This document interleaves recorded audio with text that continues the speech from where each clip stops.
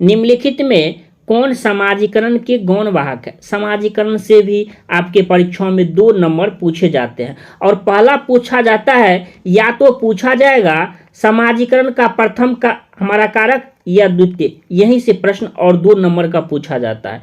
First क्या पूछेगा, समाजीकरण का प्रथम कारक कौन होता है, या गौण वाहक। आप कॉपी में लिख लीजिए, गौण वाहक को सेकेंडरी यानी द्वितीय भी कहते हैं। क्या कहते हैं?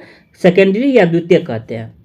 अब परीक्षा में कैसे सॉल्व करना है, परिवार आ गया तो उसको काट दीजिए। क्यों काट दीजिए? क्योंकि आपको पता है कि परिवार हमारा फर्स्ट में आता है। दूसरे को देख लेते हैं, विद्यालय और पास पड़ोस। पास पड़ोस जो है ना, कभी प्रथम में भी आ जाता है और कभी द्वितीय में भी आ जाता है, तो छोड़ देते हैं इसे। अगले ऑप्शन को देखते हैं, विद्यालय और निकटतम परिवार के सदस्य। यहाँ अगर भी समझ में न आए तो किसकी बात कर रही है, ये भी तो परिवार के सदस्य की ही बात कर रही है। चलिए उसके बाद डी को देखते हैं, तो इसमें भी परिवार की बात हो रही है, तो ठीक, तो ये भी कट गया, ये भी। अब आपको कंफ्यूजन होगा, क्या विद्यालय और पास पड़ोस होगा या विद्यालय और निकटतम परिवार के सदस्य होगा? तो इसमें किसकी बात हो रही है? परिवार के सदस्य की, तो ये तो होगा नहीं। तो फिर क्या होगा, आप एक ट्रिक मैं बता रहा हूं, जब भी आप देखेंगे विद्यालय, देखिए ऐसे प्रश्न कैसे भी घुमा के पूछे ना तो गलती नहीं होना चाहिए। विद्यालय को आप हमेशा द्वितीय यानी सेकेंडरी में आप रखिए। इसके साथ साथ अगर पास पड़ोस लगता है तो आप सेकेंडरी में जा सकते हैं, यानी जाएंगे।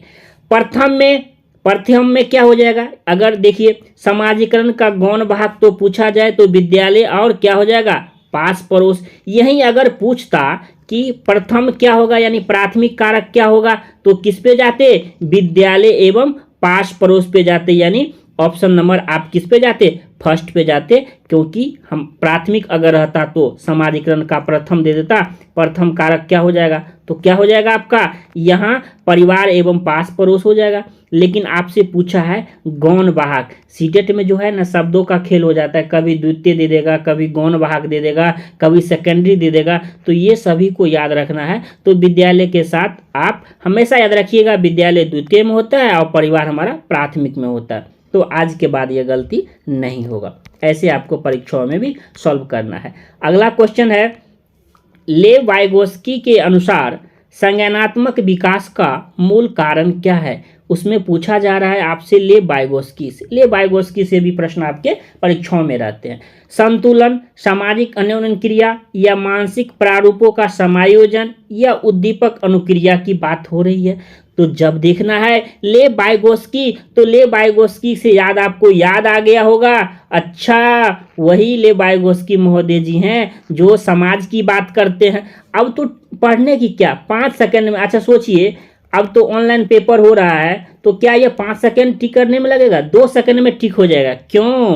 क्योंकि आपको मैं ट्रिक भी तो बता रहा हूं, क्योंकि लेव वाइगोस्की महोदय जी समाज की बात करते हैं, सामाजिक अंतःक्रिया की बात करते हैं। तो इससे क्या होगा, आपको ऑप्शन नंबर बी पे चले जाएंगे, ठीक ना। देखिए क्या करना है, सीडीपी में 30 में कितना लाना है पता है, 30 में 30 लाना है, 30 में 29 नहीं होना चाहिए, 30 में 30 होना चाहिए। क्योंकि मैं कॉन्सेप्ट के साथ साथ मैं आपको ये क्या हुआ, एक यही नहीं हुआ कि ट्रिक बता रहा हूं कि जब भी आप देखें लेव वाइगोस्की महोदय तो सामाजिक के पर जाएंगे, क्योंकि लेव वाइगोस्की महोदय सामाजिक की बात करते हैं, क्योंकि बच्चे समाज में कहते हैं उसकी अंतःक्रिया से ज़्यादा सीखते हैं। तो 30 में 30 फोड़ना है, वैसे नहीं 29 नहीं 28 नहीं 27 नहीं, 30 में 30 लाना है। अगला क्वेश्चन जैसा कि देख पा रहे होंगे स्क्रीन पे, जिसमें कहता है किसी बच्चे का दिया गया विशिष्ट उत्तर कोहलबर्ग के नैतिक तर्क के सोपानों की विषय वस्तु के किस सोपान के अंतर्गत आएगा? यदि आप ईमानदार हैं, यानी कह रहा है यदि आप ईमानदार हैं तो आपके माता पिता आप पर गर्व करेंगे। यानी अगर आप ईमानदार हैं तो आपके माता पिता आप पर गर्व करेंगे कि मेरा बेटा पोता क्या है, मेरा बच्चा मेरा बाबू क्या है, ईमानदार है, गर्व करेंगे।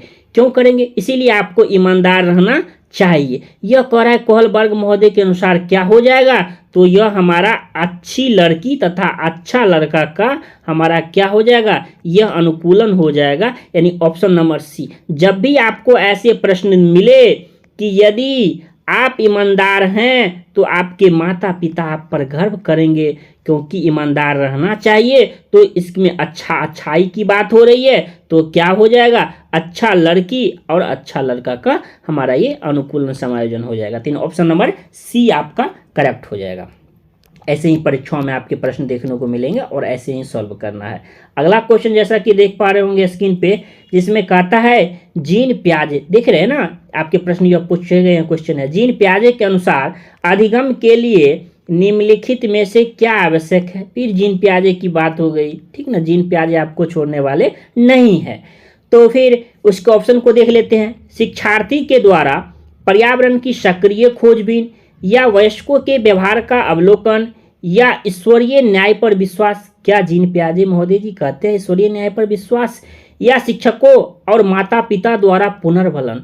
तो नहीं, जीन पियाजे कहते हैं बच्चे जो हैं, बच्चे हैं ये किसी भी चीज़ को तोड़ना खोलना, ये बच्चे क्या होते हैं, ये हमारे बच्चे नन्हे वैज्ञानिक होते हैं। यानी सक्रिय खोजबीन की बात किसने कहते हैं, कौन सा मनोवैज्ञानिक कहते हैं, तो आपका आ जाएगा यह जीन पियाजे महोदय जी कहते हैं कि बच्चे क्या है, ये बच्चे लिटिल साइंटिस्ट हैं। क्या है, बच्चे नन्हे वैज्ञानिक होते हैं, उसे तोड़ना फोड़ना जोड़ना पसंद है। तो ऑप्शन नंबर किस पे जाएंगे, ऑप्शन नंबर ए पे जाएंगे। क्या पे जाएंगे, तो जब भी प्रश्न में रहे जीन पियाजे महोदय जी, तब आप बच्चों के सक्रिय खोजबीन पे जाएंगे और ऐसे ऑप्शन को टिक लगाएंगे और आपका 100% क्या हो जाएगा, सही हो जाएगा। तो ऑप्शन नंबर ए इस क्वेश्चन का क्या हो जाएगा, उत्तर हो जाएगा।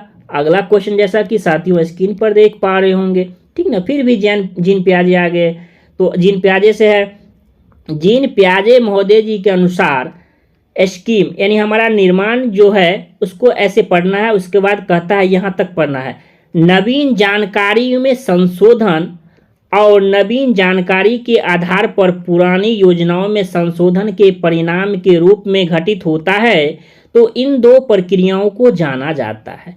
आपने पढ़ा, आपने समझा, कुछ जाना, अगर थोड़ा भी अगर समझ में आया तो याद रखना है। उसके बाद परीक्षा में कैसे सॉल्व करना है, क्या कहता है, नवीन जानकारी में संशोधन और नवीन जानकारी के आधार पर पुरानी योजनाओं में संशोधन। क्या कहता है, वर्तमान योजनाओं के अनुरूप बनाने हेतु नवीन जानकारी में हमारा क्या कहलाता है, हमारा यह संशोधन है। तो देखेंगे समायोजन और अनुकूलन की बात हो रही है। सबसे पहले देख लेंगे किसमें कहता है, नए के आधार पर। क्या कहता है, नवीन जानकारी में संशोधन और नवीन जानकारी के आधार पर पुरानी में संशोधन। जब नए के आधार पर, मैं ट्रिक बताता हूं, जब नए के आधार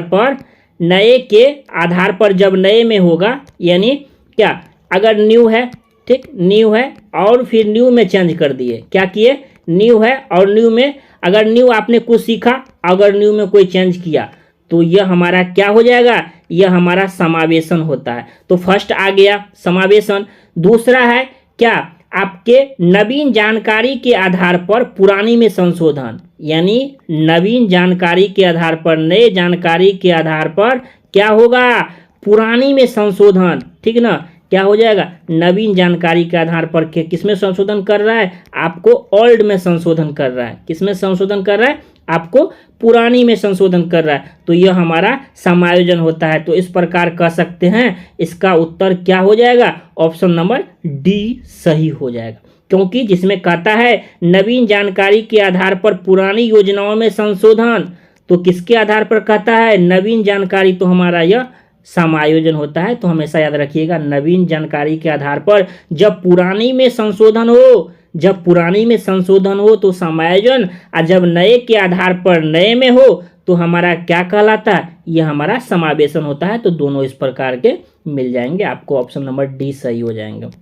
अगला नंबर क्वेश्चन जैसा कि साथियों स्क्रीन पर देख पा रहे होंगे, जिसमें कहता है किसी प्रगतिशील कक्षा की व्यवस्था में शिक्षक एक ऐसे वातावरण को उपलब्ध कराकर अधिगम को सुगम बनाती है। कैसे सुगम बनाती है, क्या खोज को प्रोत्साहन देता है, या नियामक है, या समावेशन को हतोत्साहित करता है। उत्साहित रहता तो कोई बात ही रहता, या तो हतोत्साहित यार हो गया। आवृत्ति को बढ़ावा देता है, अपने एक चीज को सीखा उसी चीज को बार बार दोहराने की प्रकृति आवृत्ति होती है। तो एक शिक्षक के रूप में एक ऐसे वातावरण को उपलब्ध कराना जिसमें क्या कहता है, खोज को प्रोत्साहन देता है कि बच्चे क्या करे, सक्रिय रूप से करे। तो ऐसे एक शिक्षक के लिए ऐसे वातावरण उपलब्ध कराना चाहिए जिसमें बच्चे क्या करे, खोज को प्रोत्साहन देना चाहिए कि बच्चे अच्छा ये हुआ ये हुआ ये हुआ ये हुआ ये हुआ, यानी बच्चा करेगा एक उसके पास क्या हो जाएगा, समस्या आएगा तो उसका सॉल्यूशन अनेक प्रकार होता है। कोई काम आया तो उसका अनेक तरह से सॉल्यूशन ढूंढ लिया, ये हमारे खोज को प्रोत्साहन देता है। तो एक टीचर होने के नाते अगर आप एक टीचर हैं तो आप बच्चों को खोज को प्रोत्साहन देना चाहिए, यानी ऐसे वातावरण उपलब्ध कराना चाहिए। यानी ऑप्शन नंबर ए आपका क्या हो जाएगा, आपका करेक्ट हो जाएगा।